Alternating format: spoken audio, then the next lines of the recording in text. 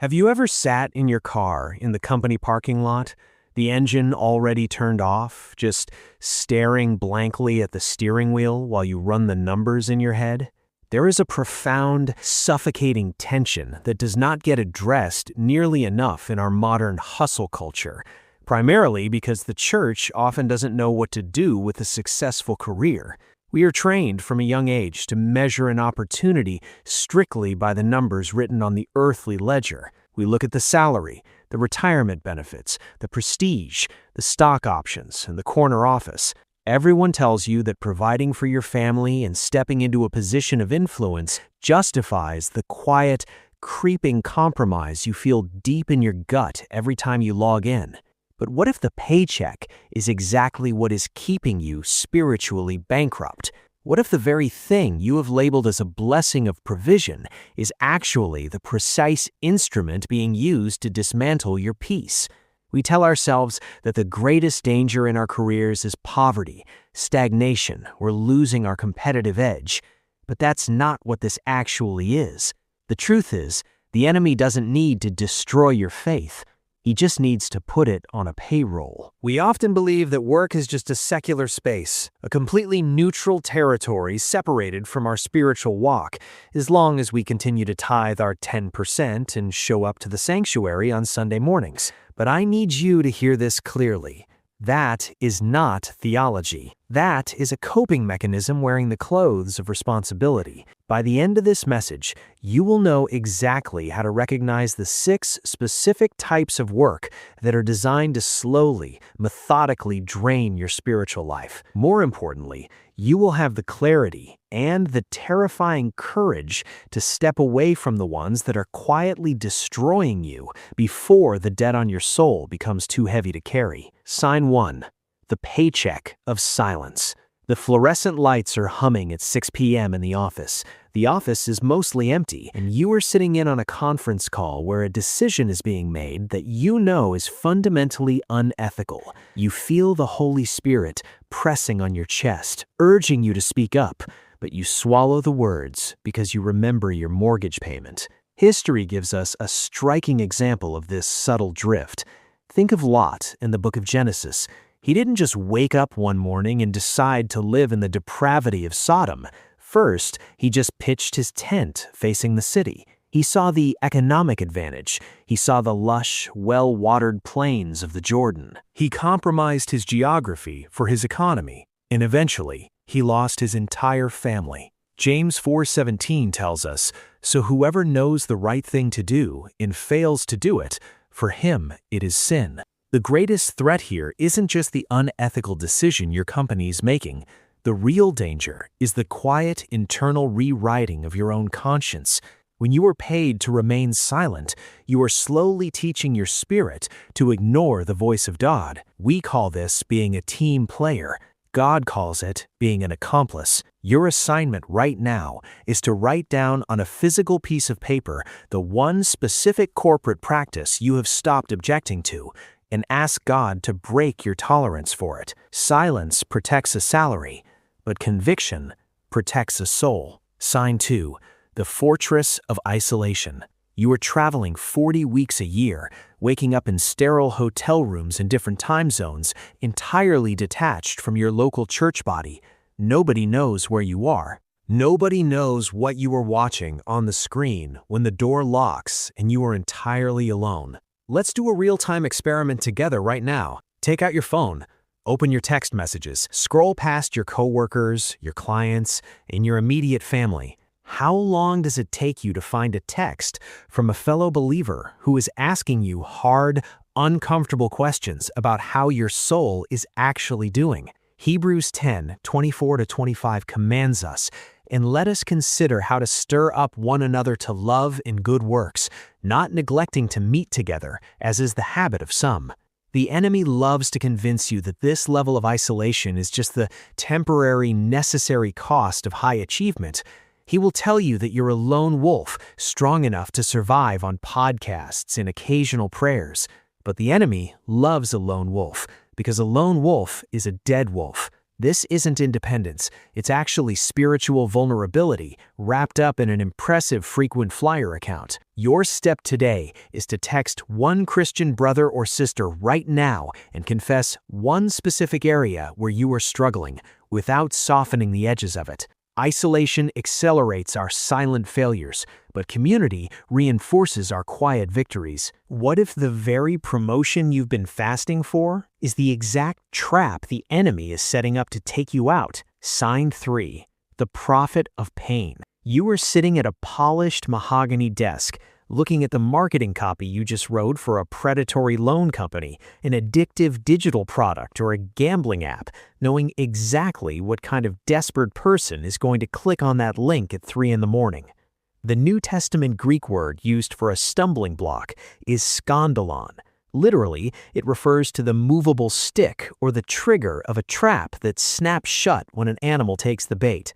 When your company's entire business model relies on human addiction, vanity, or debt, you aren't just providing a service in the marketplace. You are the one setting the skandalon that crushes someone else in the dark. Let me tell you about John Newton, the infamous 18th century slave ship captain. He was a brilliant navigator and a highly successful businessman, completely respected by his peers.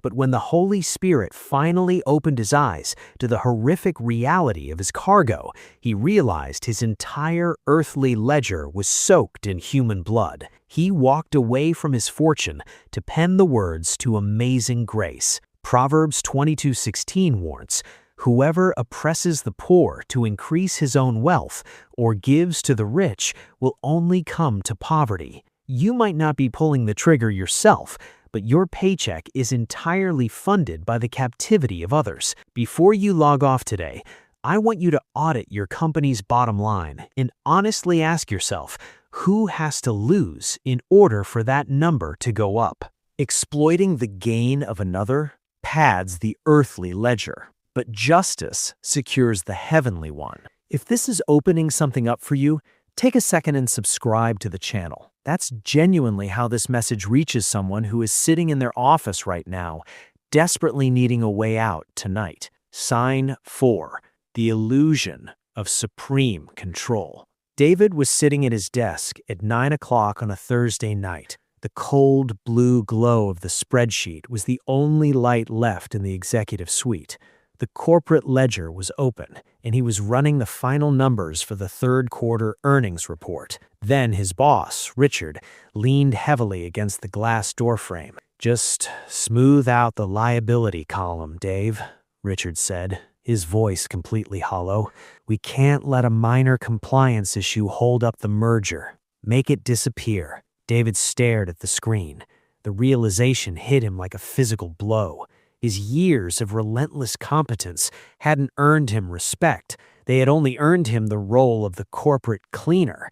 If he changed the formula, the massive financial liability would vanish from the screen, but the physical risk would fall entirely on a group of underpaid contractors in the overseas warehouse. The moral cost shifted instantly from an abstract corporate loss to the physical safety of people whose names he didn't even know. Then, David noticed Richard taking a slow sip from a heavy glass, his hand trembling slightly under the fluorescent light. "I had to do it too, my first year," Richard whispered, almost to himself, looking at the floor. "You get used to the taste." In that single second, the illusion of power completely shattered. David wasn't looking at a powerful, untouchable executive. He was looking at a terrified, deeply trapped man. David slowly reached out, saved the original unedited file, closed his laptop, and stood up.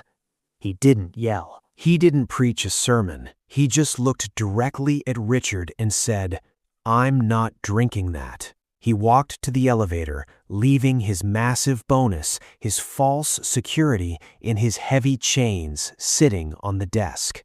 Matthew 16:26 asks the ultimate question: "For what will it profit a man if he gains the whole world and forfeits his soul?" We call this corporate survival. God calls it spiritual suicide.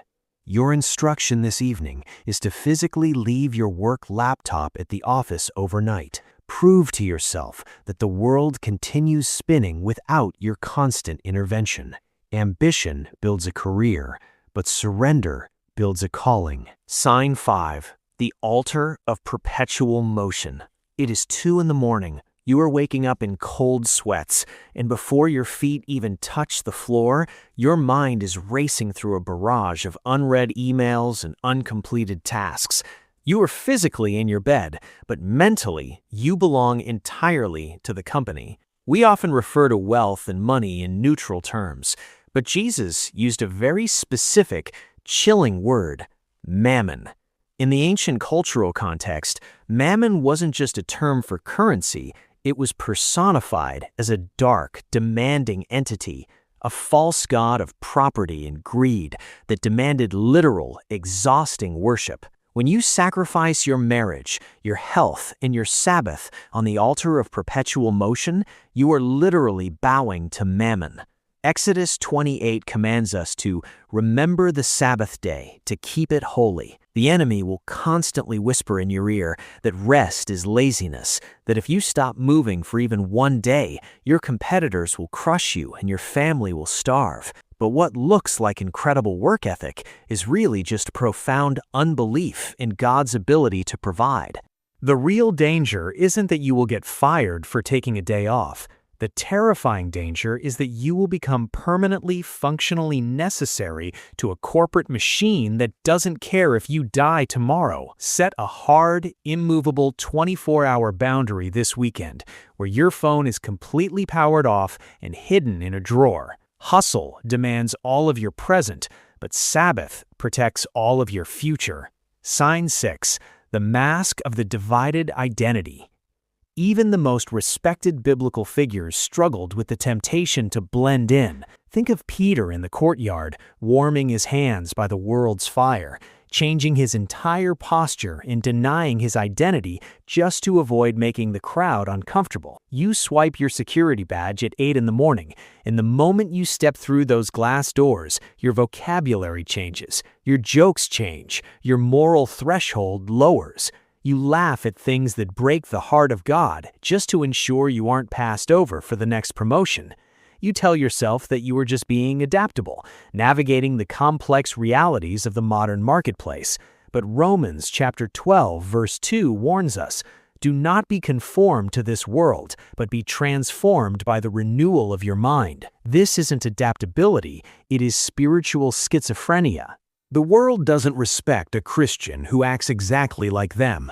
They secretly despise the hypocrisy. You cannot be a priest in your home and a pagan in your boardroom. Tomorrow morning, before you walk into your first major meeting, I want you to pray out loud in your car and specifically ask the Holy Spirit to make you unapologetically distinct. Compromise buys temporary acceptance, but integrity buys lasting authority. Silence protects a salary, but conviction protects a soul. Isolation accelerates our silent failures, but community reinforces our quiet victories. Exploitation pads the earthly ledger, but justice secures the heavenly one.